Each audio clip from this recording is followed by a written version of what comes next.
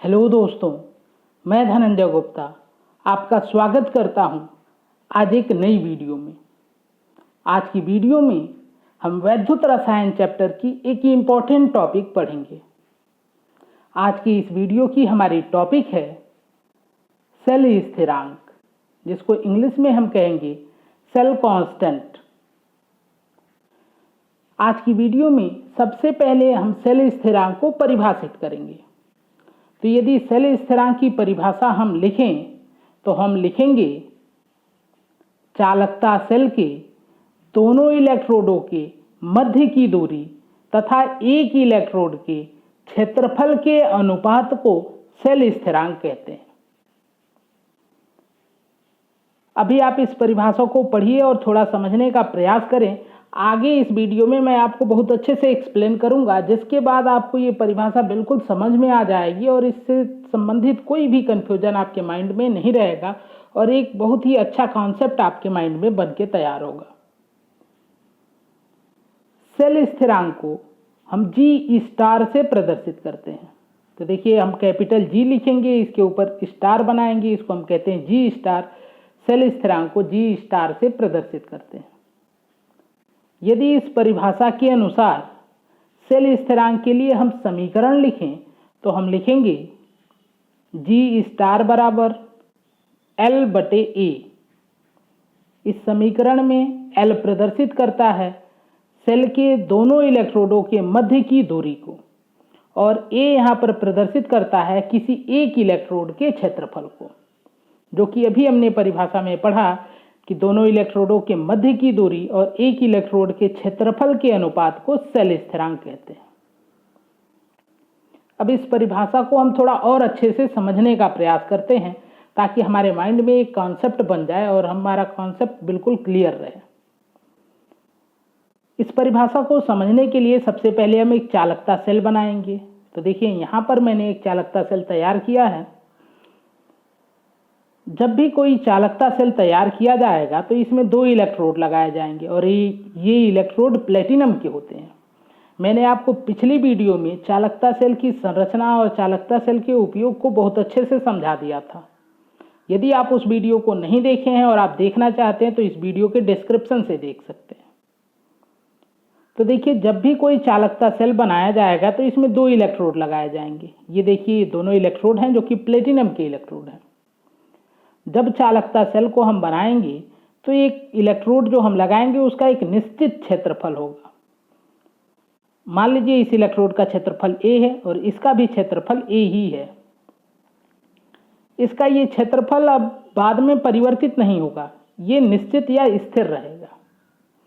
और साथ साथ जब हम चालकता सेल बनाएंगे तो दोनों इलेक्ट्रोडों के मध्य कुछ दूरी भी होगी और यह दूरी भी बाद में परिवर्तित नहीं हो पाएगी। एक बार जब ये सेल बनेगा तो ये दूरी फिक्स हो जाएगी, यानी स्थिर हो जाएगी। यहाँ पर हमने इस दूरी को L मान लिया है, यानी कि जब हम चालकता सेल बनाएंगे तो इलेक्ट्रोड का क्षेत्रफल और दोनों इलेक्ट्रोडों के मध्य की दूरी स्थिर हो जाएगी और इसीलिए इस अनुपात को हम कहते हैं सेल स्थिरांक या सेल कांस्टेंट। तो परिभाषा में अभी हमने पढ़ा कि दोनों इलेक्ट्रोडों के मध्य की दूरी और किसी एक इलेक्ट्रोड के क्षेत्रफल के अनुपात को हम कहते हैं सेल स्थिरांक। अब आप सोच सकते हैं कि यहाँ पे दोनों इलेक्ट्रोड बराबर हैं तो हम ए ले रहे हैं। यदि दोनों में से एक इलेक्ट्रोड का क्षेत्रफल ज़्यादा हो, एक इलेक्ट्रोड का क्षेत्रफल कम हो, तो हम क्या करेंगे? तो आप जिसका क्षेत्रफल कम होगा उस वाले इलेक्ट्रोड का क्षेत्रफल रखेंगे। तो उम्मीद है आपको समझ में आया होगा कि सेल स्थिरांक का अर्थ क्या है। यहाँ पे एक कन्फ्यूजन छोटा सा और भी मैं आपको क्लियर कर दूं कि हमने इस चैप्टर में पढ़ा है कि जो वैद्युत अपघट्य पदार्थ होते हैं, जिसको यहाँ पे हमने वैद्युत अपघट्य विलयन लिखा है, ये किसी इलेक्ट्रोड पे डिपोजिट हो जाते हैं और जिससे इलेक्ट्रोड मोटा हो जाता है, अर्थात इलेक्ट्रोड का क्षेत्रफल बढ़ जाएगा। और कभी कभी इलेक्ट्रोड के जो परमाणु होते हैं वो आयन के रूप में विलयन में आ जाते हैं, जिससे इलेक्ट्रोड अपघटित हो जाते हैं और उनका क्षेत्रफल घट सकता है। लेकिन चालकता सेल में ऐसा नहीं होगा। क्यों? क्योंकि चालकता सेल में हमने पढ़ा कि जब हम इसका उपयोग करते हैं तो एसी करंट का उपयोग करते हैं। हम लोगों ने पढ़ा था कि एसी करंट से यहाँ पर विद्युत अपघटन नहीं हो पाएगा और ऑक्सीकरण अपचयन अभिक्रियाएं भी नहीं हो पाएंगी, अर्थात किसी भी इलेक्ट्रोड पर न तो कोई पदार्थ डिपोजिट यानी कि निक्षेपित होगा और न ही किसी इलेक्ट्रोड का क्षय होगा। इसलिए इन दोनों इलेक्ट्रोडों का क्षेत्रफल परिवर्तित नहीं होगा बल्कि स्थिर रहेगा। तो उम्मीद है आपको समझ में आ गया होगा कि सेल स्थिरांक क्या होता है और इसको किस प्रकार से डेराइव किया गया है इस कॉन्सेप्ट को। तो चलिए अब हम देखते हैं सेल स्थिरांक का मात्रक। तो सेल स्थिरांक के लिए अभी हमने समीकरण पढ़ा G स्टार बराबर L/A। यहाँ पर L जो है वो एक दूरी है और दूरी के लिए यहाँ पर हम मात्रक सेंटीमीटर यूज करेंगे। आप कहेंगे सर हम दूरी का SI मात्रक तो मीटर होता है, फिर सेंटीमीटर क्यों यूज कर रहे हैं? तो इसको भी मैंने आपको एक वीडियो में समझाया था कि जब चालकता सेल हम बनाएंगे तो एक छोटे से पात्र में बनाएंगे और छोटे से पात्र में जो दूरी होगी वो बहुत कम होगी, तो सेंटीमीटर में उसको लिखना बहुत आसान होगा। मीटर से अच्छा हम यहाँ पे सेंटीमीटर का उपयोग करते हैं अपनी सुविधा के लिए, क्योंकि उस दूरी को मीटर में लिखेंगे तो वहाँ पे गलत होने का चांस बढ़ जाएगा, तो इसलिए हम सेंटीमीटर का यूज करते हैं। ये यहाँ पर क्षेत्रफल है और क्षेत्रफल का मात्रक हम लिखेंगे सेंटीमीटर स्क्वायर, क्योंकि इलेक्ट्रोड का क्षेत्रफल भी बहुत कम होगा, इसलिए हम सेंटीमीटर स्क्वायर में लिखेंगे। यानी कि सेल स्थिरांक के समीकरण को हम मात्रक के पदों में लिखें तो हम लिखेंगे G स्टार बराबर सेंटीमीटर बटे सेंटीमीटर स्क्वायर। अब देखिए 1 सेंटीमीटर ऊपर का और नीचे का 1 सेंटीमीटर ये कैंसिल हो जाएगा एक दूसरे से, यानी कि G स्टार बराबर हम लिख देंगे 1/सेंटीमीटर। यदि सेंटीमीटर को हम ऊपर ले जाएंगे तो G स्टार बराबर सेंटीमीटर इनवर्स, यानी कि G स्टार यानी कि सेल स्थिरांक का मात्रक होता है सेंटीमीटर इनवर्स। अब सेल स्थिरांक को अच्छे से समझने के बाद हम एक सेल स्थिरांक से संबंधित एक और भी टॉपिक पढ़ लेते हैं। सेल स्थिरांक और विशिष्ट चालकत्व में संबंध। आप जानते हैं कि IUPAC द्वारा विशिष्ट चालकत्व को चालकता भी कहा गया है, तो इसलिए मैंने यहाँ पर कोष्टक में चालकता भी लिख दिया है।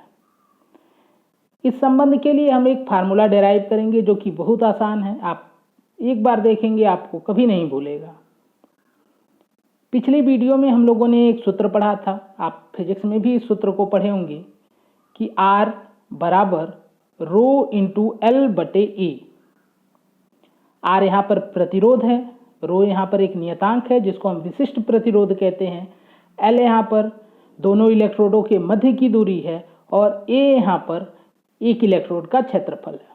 जब किसी चालक तार की बात करते हैं तो यहाँ पर L हो जाता है चालक की लंबाई और A हो जाता है चालक की अनुप्रस्थ काट का क्षेत्रफल। हम लोग जब विद्युत अपघट्य विलयन की बात करेंगे तो L यहाँ पर होगा दोनों इलेक्ट्रोडों के मध्य की दूरी और A को हम कहेंगे किसी एक इलेक्ट्रोड का क्षेत्रफल। इसके साथ साथ पिछली वीडियो में इस समीकरण को हम समीकरण 1 मान लेते हैं। पिछली वीडियो में हमने एक और भी सूत्र पढ़ा था, कप्पा बराबर 1/रो।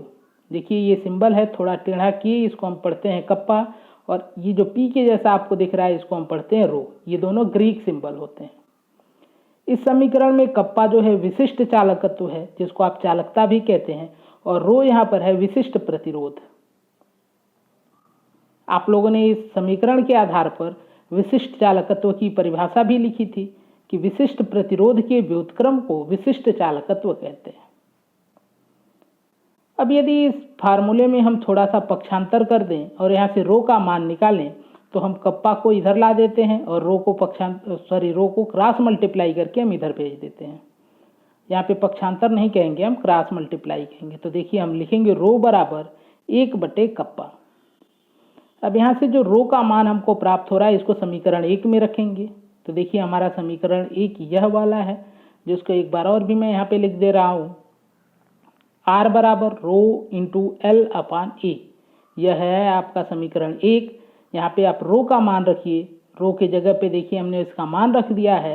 रो का मान हमने रखा है 1/कप्पा और L/A ये पहले से ही था। अब इस समीकरण में हम एक और भी समीकरण का यूज करेंगे। अभी हमने पढ़ा कि G स्टार बराबर होता है L/A। यानी कि इस समीकरण में जो L/A है यहाँ पर हम G स्टार रख सकते हैं। तो इस आधार पर हम समीकरण लिख पाएंगे R बराबर 1/कप्पा गुणे G स्टार। अब इस समीकरण में हम कप्पा को क्रॉस मल्टीप्लाई कर दें R के साथ, तो हम लिखेंगे G स्टार बराबर R इंटू कप्पा। देखिए G स्टार का 1 में गुणा कर दिए हैं तो G स्टार हो गया है, और कप्पा जब इधर की तरफ करेंगे क्रॉस मल्टीप्लाई तो R के साथ उसका गुणा हो जाएगा। तो समीकरण आपको प्राप्त होगा G स्टार बराबर R इंटू कप्पा। इस समीकरण में G स्टार सेल स्थिरांक है, R प्रतिरोध है और कप्पा यहाँ पर चालकता है, और यह समीकरण चालकता और सेल स्थिरांक के मध्य संबंध व्यक्त करता है। तो दोस्तों ये थी आज की वीडियो। आज की वीडियो में जो ये हम लोगों ने संबंध निकाला है सेल स्थिरांक और चालकता का, इसका उपयोग हम लोग अगली वीडियो में करेंगे और यहाँ से हम लोग चालकता का मान ज्ञात करेंगे या चालकता को हम मापन में इसका यूज करेंगे।